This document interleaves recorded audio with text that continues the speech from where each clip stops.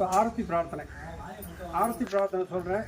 எல்லோரும் மனசை கையை அப்படி வச்சுட்டு சுவாமிகிட்ட சரணடைஞ்சிடறோம். மனசார பிரார்த்தனை பண்ணிங்க. உங்களுக்கு எந்த கோரிக்கை இருந்தாலும் சுவாமிகிட்ட மனசார பிரார்த்தனை பண்ணிங்க. நம்பிக்கையாக பண்ணணும், நம்பிக்கையாக இருக்கணும், பொறுமையாக இருக்கணும், விடாமுயற்சி பண்ணணும். காசு வந்ததுக்கப்புறம் எனக்கு கொடுக்கணும். நீங்களே வச்சு மேலே கொண்டு போய் பேங்கில் போட்டுக்க கூடாது. வர்றதில் 4 ஒரு பங்கு எனக்கு கொடுத்துடணும், 3 பங்கு உங்களுக்கு. என்ன, ஒரு பங்கு தர்மம் பண்ணியே ஆகணும். யாராக இருந்தாலும் வர வருமானத்தில் ஒரு 100 ரூபா சம்பாதிக்கிறோம்னா சாமிக்குன்னு 10 ரூபா எடுத்து வச்சிடணும். 1000 ரூபா சம்பாதிச்சோம்னா 100 ரூபாயை கொடுத்துடணும். உண்மை. திருப்பதிக்கு உண்டியலில் கொண்டு போய் போடுறாங்கன்னா எப்படி, எனக்கு 10 லட்ச ரூபா வருமானம் வரணும், வந்துச்சுன்னா உனக்கு பொழுது நான் போடுறேன் அப்படின்னு வேண்டிக்குவாங்க, பிரார்த்தனை பண்ணிக்குவாங்க. அதேமாரி தான் இங்கே வந்து சாமி இச்சனை பண்ணிட வேண்டியது. இந்த இடத்தினுடையது. நான் வந்தேன், நான் நல்லா இருக்கேன்னு தான் சொல்லணும்.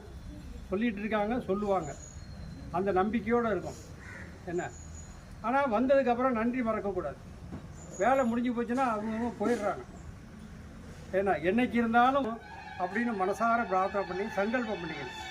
என்ன, இப்போல்லாம் சுயநலமாக போயிடுச்சு. அடுத்த ஒரு காரணம் இருக்கக்கூடாது. ஏற்ற வீட்டுக்காரன் காலி ஆகிடணும். என்ன, அவன் எனக்கு இடைஞ்சல் பண்ணிக்கிட்டே இருக்கான் சுவாமி, அவனை நீங்கள் காலி பண்ணணும், எவ்வளோ கேட்குற அப்படின்ட்டான். இந்த கோயிலுக்கு ஒரு 5000 ரூபா கொடுங்க, அந்த கோயிலை கட்டணும்னா அது கிடையாது. அடுத்தவனை காலி பண்ணால் அவன் மந்திரம் பண்ணணும், அதுக்கு ஒரு 5000, 10,000, 25,000 அதை கொடுக்குறேங்கிறாங்க. என்ன, அதை கொடுக்குறேங்கிறான். இந்த ஒரு 5000 ரூபா கோயிலுக்கு கொடுன்னா பசுவுக்கு ஒரு ஏதாவது ஒரு புல்ல ஏதோ ஒன்று, ஒரு அகத்திக்கீரையை வாங்கி கொடுக்கணும். என்ன, ஆனால் சுயநலமாக இருக்கக்கூடாது. கோயிலுக்கு வந்தால் ஒரு அர்ச்சனை பண்ணணும். ஒரு 10 ரூபாய்க்கு அர்ச்சனை இல்லை, ஒரு அர்ச்சனை தட்டை வாங்கி அர்ச்சனை பண்ணணும். ஒரு 10 ரூபாயை கொடுத்து ஒரு அர்ச்சனை பண்ணுறது பெருசு கிடையாது. என்ன, அந்த அர்ச்சனையை வாங்குறீங்கன்னா, ஒரு தட்டு வாங்குனீங்கன்னா அந்த அர்ச்சனையை வச்சு அதில் 50 ரூபா கொடுத்து ஒரு அர்ச்சனை வாங்குறீங்க. எவ்வளோ செலவு பண்ணுறோம். ஒரு 50 ரூபாய்க்கு அர்ச்சனை பண்ணுறதுல நம்மளுக்கு ஒன்றும் நஷ்டமாகிட போகிறதில்ல. 50 ரூபாய்க்கு அர்ச்சனை பண்ணுறதுனால நஷ்டமாகிட போகிறதில்ல. என்ன, அதில் தான் கணக்கு பார்க்குறோம். 20 ரூபா விளக்கு வைக்கிதுன்னா அந்த தீபம் போடுறது, ஒரு கோயிலுக்கு போனால் தீபம் போடுறதா விசேஷம். அந்த தீபம் ஏற்றினோம்னா அந்த தீப ஒளி எரியும் போது, அந்த ஒளி பிரகாசிக்கும் போது நம்ம ஒளியும் நம்ம இதயத்தில் இருக்க ஒளியும் பிரகாசிக்கும். அதுக்காக தீபத்தை போடுறது. நம்ம பாவங்கள்லாம் நீங்களும், நம்மளை சூழ்ந்திருக்க இருள் அகலும். அதுக்காக தான் தீபம் போடுறோம். கோவிலுக்கு வந்து தீபம் போடுறோம்னா அந்த இருள் அகலும். என்ன, அதுக்காக தான் தீபம் போடுறோம். ஏதோ இங்கே வந்தால் ஒரு 20 ரூபா கொடுத்து அகலம். ஆமாம், உங்களுக்கு வேறு வேலை இல்லை, ஒரு அகல் போட, ஒரு அர்ச்சனை பண்ண சொல்கிறாங்க. 10 ரூபாய்க்கு ஒரு அர்ச்சனை பண்ணுமா. அதுவும் சாமிகிட்ட வந்து மேலே வந்து தேடி கண்டுபிடிக்கிறாங்க. 5 ரூபாயை கண்டுபிடிச்சி 2 ரூபா வைக்கிறாங்க. சரி, நான் ஒன்றும் கேட்குறதில்ல, நான் அதெல்லாம் கேட்குறதில்ல. எனக்கு இது 10 ரூபா வச்சா தான் இந்த விபூதி பாக்கெட்டில் நான் சொல்கிறது கிடையாது. சரி, அவங்களால முடிஞ்சது அவ்வளோதான். ஆனால் வசதியானவங்க தான் அப்படி செய்கிறாங்க. இல்லாதப்பட்டவங்கெல்லாம் கூட சரி, சாமி உட்காந்துருக்கார், அவருக்கும் ஒரு வேலை வேணும்ல, அவருக்கும் வருமானம் வேணும்ல அப்படின்னு ஏதோ காசு வைக்கிறாங்க. இருக்கப்பட்டவங்க, வசதியானவங்க பெரிய காரில் வந்து இறங்குவாங்க. அவங்க அப்போ தான் தேடுவாங்க 2 ரூபாயை. எங்கே 2 ரூபா இருக்குன்னு தேடி வைப்பாங்க. சரி, அவங்களுடைய கர்ம வினை போகணும். இந்த மூட்டையை, பாவ மூட்டையை இறக்கி வைக்கணும். பாவ மூட்டையை நீங்கள் 10 ரூபா கொடுக்கறதுனால நான் பெரிய ஆளாகிடுறதில்ல, நீங்கள் 10 ரூபா கொடுக்கலனாலும் நான் கையில் ஏற்பட போகிறதில்ல. ஆனால் அந்த பாவத்தை சுவாமிகிட்ட இறக்கி வைக்கிறோம். அந்த பாவத்தை இறக்கி வைக்கிறோம். புண்ணியத்தை நம்ம வாங்கிக்கிறோம். இந்த விபூதி குங்குமம் கொடுக்குறது புண்ணியம். அந்த குங்குமம் வாங்கிறதோ, அந்த விபூதி வாங்குறதோ புண்ணியம். அந்த புண்ணியத்தை நம்ம காசு கொடுத்து வாங்கிட்டு போகிறோம். ஆனால் சும்மா வாங்கக்கூடாது. நீங்கள் சொல்லலை, அது கவர்மெண்ட்டில் சொல்லுவாங்கலாம் கிடையாது. அதாவது அந்த வாங்கும் போது ஒரு தட்சணை வச்சாதான் குரு தட்சணை. அது குரு தட்சணைன்னு பேர். குரு தட்சிணையை வச்சு சுவாமிகிட்ட ஆசீர்வாதம் வாங்கிக்கிட்டு நம்ம போனோம்னா அந்த சுவாமியோட குருவனுடைய மனசும் குளிரணும். அது குளிர்ந்தால் நீங்கள் நல்லா இருப்பீங்க. மாதா, பிதா, குரு, தெய்வம். யார் இப்போ மாதாவை மதிக்கிறா? யாருமே மாதாவை மதிக்கமா. இப்படி நிழல் நின்றுமா, நிழல் நின்றுங்க. என்ன, மாதா, பிதா, குரு, தெய்வம். இதேமாரி மாதாவையும் மதிக்கிறதில்ல, பிதாவையும் மதிக்கிறதில்ல, குருவையும் மதிக்கிறதில்ல, தெய்வம். ஆமாம், இந்த கோயிலுக்கு போனேன், ஒரு 10 தடவை போகிறேன், இந்த சாமி ஒன்றுமே கொடுக்க மாட்டேங்குது. நானும் வருஷம் பூரா போயிட்டுருக்கேன், ஒரு சாமி உனக்கு. நானும் திருப்பதி போகிறேன், திருவண்ணாமலை போகிறேன், ஒரு சாமி ஒன்று கொடுக்க மாட்டேன். எப்படி உன்னுடைய கர்மாவை போக்கணுன்னா எப்படி உடனே கிடச்சிரும்? உன்னுடைய கர்மாவை போக்குறதுக்கு எப்படி உடனே கிடச்சிரும்? அந்த கர்மாவை போக்கணுன்னா போராடணும், கோயிலாக போக்கணும்.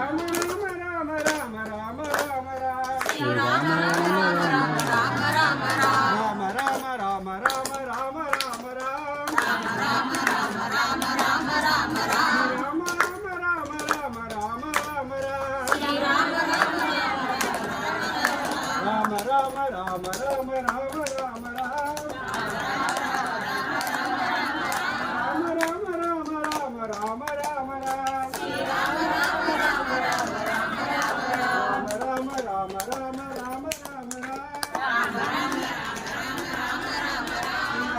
ஓம் தத் பிரகாய ஸ்ரீ வாசாய ஸ்ரீ தன்னோ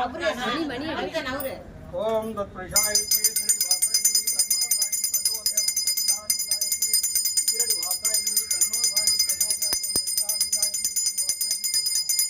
சச்சிதானந்த சத்குரு ஸ்ரீ சாய்நாத் மகாராஜ் கே जय சச்சிதானந்த சத்குரு ஸ்ரீ சாய்நாத் மகாராஜ் கே जय சச்சிதானந்த சத்குரு ஸ்ரீ சாய்நாத் மகாராஜ் கே जय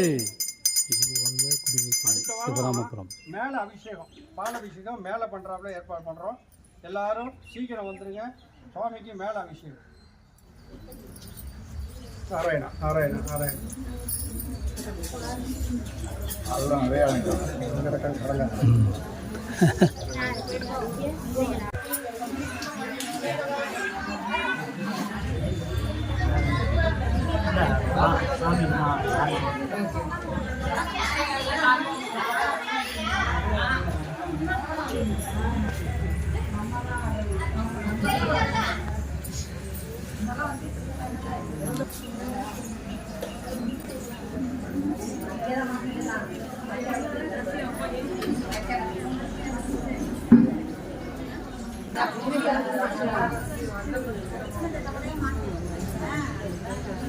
யாரும் அர்ச்சனை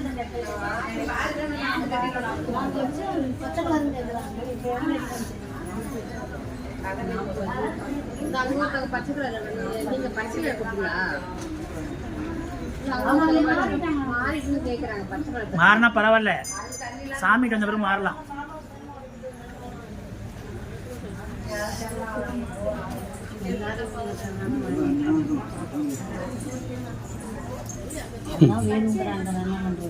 கொடுத்தாங்க, உடச்சி தேங்காய் உடச்சி எல்லாம் வச்சு வாங்கிட்டு பணம் பையன் கொடுக்கலையே.